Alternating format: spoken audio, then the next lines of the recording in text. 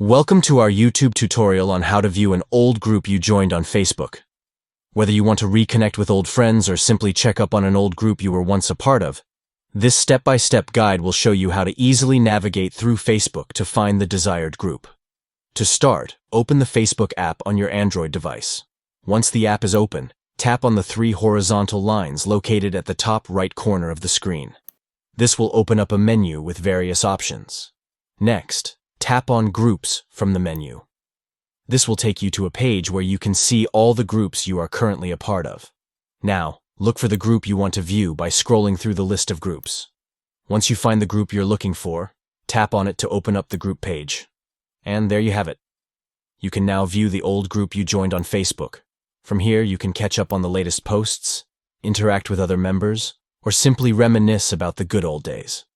So, whether you're feeling nostalgic or just curious to see what's happening in an old group, these simple steps will help you easily find and view the group on Facebook. Thank you for watching, and don't forget to like and subscribe for more helpful tips and tutorials.